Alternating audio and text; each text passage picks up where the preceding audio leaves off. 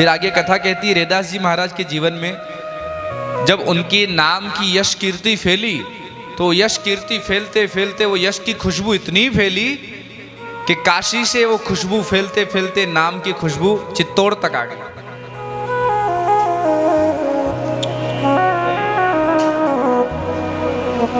नाम की खुशबू चित्तौड़ तक आई।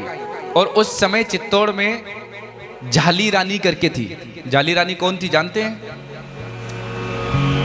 झाली रानी वो रानी हुई है, आप कभी चित्तौड़ का इतिहास उठाकर देखेंगे तो रोंगटे खड़े हो जाएंगे।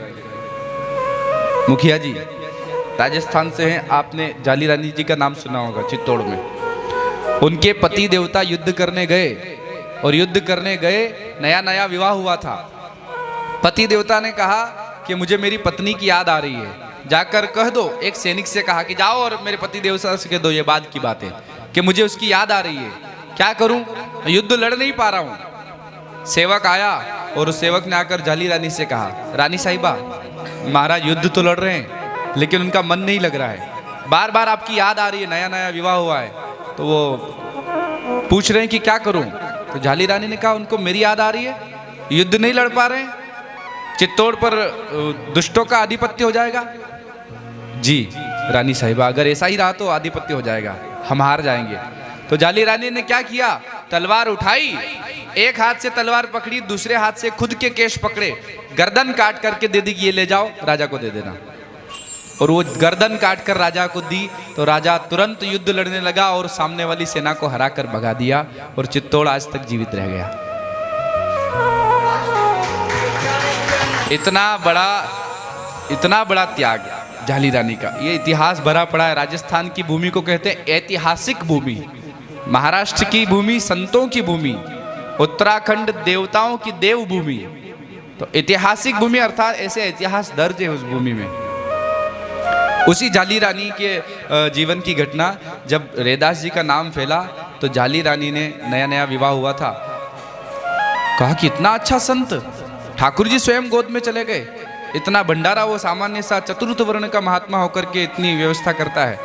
तो दर्शन करने झाली रानी आई और चित्तौड़ से चल करके पालकी में सवार होकर के और काशी पहुंची और काशी में रैदास जी महाराज से जाकर के दीक्षा ग्रहण की। एक रानी ने किससे दीक्षा ग्रहण की? रैदास जी महाराज से, चतुर्थ वर्ण। ये नहीं सोचा कि इनका क्या कुल खानदान, लोग क्या कहेंगे। जब किसी को गुरु मान लिया तो हमारे गुरु कौन हैं, किस वर्ण के हैं, कुछ नहीं लेना देना, बस गुरु मान लिया तो मान लिया। झाली रानी ने उन्हें गुरु बनाया और प्रार्थना करी, गुरुदेव अगर कोई शिष्य किसी को गुरु बनाता है तो गुरु का कर्तव्य है कि शिष्य के घर जाना पड़ता है, तो आप जल्द कृपा करें, क्या पता शरीर कब पूरा हो जाए, आप मेरे घर हमारे चित्तौड़ में पधारिए, हमारी चित्तौड़ की धरा को धन्य कीजिए। तो रैदास जी ने कहा जल्दी आएंगे। थोड़े ही दिनों बाद रैदास जी महाराज काशी से चलकर चित्तौड़ आए और चित्तौड़ जब रैदास जी महाराज आए तो रैदास जी महाराज का खूब स्वागत किया गया। अब जब ये रैदास जी का स्वागत चित्तौड़ में हुआ तो वहां के ब्राह्मणों को भी हो गई जलन।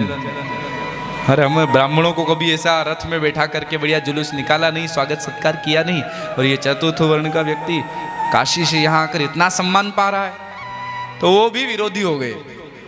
अब झाली रानी ने चित्तौड़ में भोज रखा और उस भोज में ब्राह्मणों को बुलाया कि चित्तौड़ के जितने भी ब्राह्मण हैं और चित्तौड़ के आसपास के जितने भी ब्राह्मण हैं सब भोजन में पधारे। सब लोगों को बुलाया और जब लोगों को भोजन पर बिठाया, ब्राह्मणों को भोजन पर बिठाया, तो उन्हीं में सबसे आगे बैठा दिया रैदास जी को। बोले हमारे गुरुजी हैं, गुरुजी से पंक्ति शुरू होगी, बाकी सब लोग बैठ जाओ। तो रैदास जी महाराज को बिठाया तो सारे ब्राह्मणों ने फिर विरोध कर दिया, नहीं हम ब्राह्मण हैं, ब्राह्मणों की पंक्ति में बैठकर भोजन करेंगे, हमारी पंक्ति में ये व्यक्ति नहीं बैठ सकता, भले होगा महात्मा लेकिन ये हमारी पंक्ति में नहीं बैठ सकता। बोलो राधे राधे। तो क्या करें? बोले आप इनको उठाओ तो हम भोजन करेंगे। ठीक है, यदि ब्राह्मण आप नाराज हो रहे हैं तो हमारे गुरुदेव को हम अलग भोजन करवा देते हैं। तो रैदास जी महाराज को अलग कक्ष में बिठाया गया, उन्हें वहाँ भोजन पवाने लगे। इधर ब्राह्मण देवता बैठे और भोजन की थाली सामने आई और जैसे ही भोजन की थाली सामने आई तो ब्राह्मणों ने क्या देखा, हर ब्राह्मण को अपनी बगल में रैदास जी महाराज बैठे दिखाई दिए। अविश्वास होता है, ऐसी चर्चा अब हम सुनते हैं ना तो हमारी ये नास्तिक बुद्धि स्वीकार तक नहीं कर पाती, कैसा कैसे हो सकता है, लेकिन ये हुआ है, ये सत्य घटना है। हर ब्राह्मण को अपने बगल में देखने पर रैदास जी दिखे, इधर देखते तो रैदास जी, इधर देखते तो रैदास जी। अब कहाँ जाए, आगे से तो भगा दिया कि यहाँ इस लाइन में नहीं बैठ सकते, पर अब बगल में ही बैठे और हर ब्राह्मण के बगल में बैठे हैं। तो ब्राह्मणों ने कहा ये क्या है, ये क्या हो रहा हमारे साथ, हम समझ नहीं पा रहे हैं। तो रैदास जी ने कहा आप मुझे चतुर्थ वर्ण का समझ रहे हैं, लेकिन आपके कंधे पर ये सामान्य जने हुए और हमारे कंधे पर देखिए कौन सी जनेऊ है। तो ऐसे चमड़ी चीर करके दिखाई तो अंदर से सोने की जनेऊ दिख गई। ब्राह्मणों को सोने की जनेऊ दिखाई रैदास जी ने कि ये सोने की जनेऊ जो है ना, इस जन्म की नहीं पिछले जन्म की है, जो यहाँ हृदय पर मंडित है।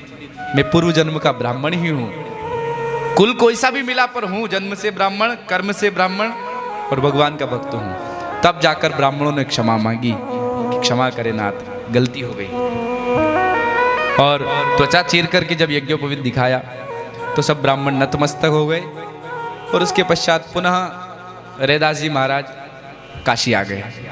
बोलो भक्त वत्सल भगवान की जय। जाली रानी को जब गुरु मिल गए तो सरकार जाली रानी ने विचार किया कि ऐसे गुरु मिल जाए, ऐसे गुरु का पता चल जाए तो फिर साथ छोड़ना नहीं चाहिए।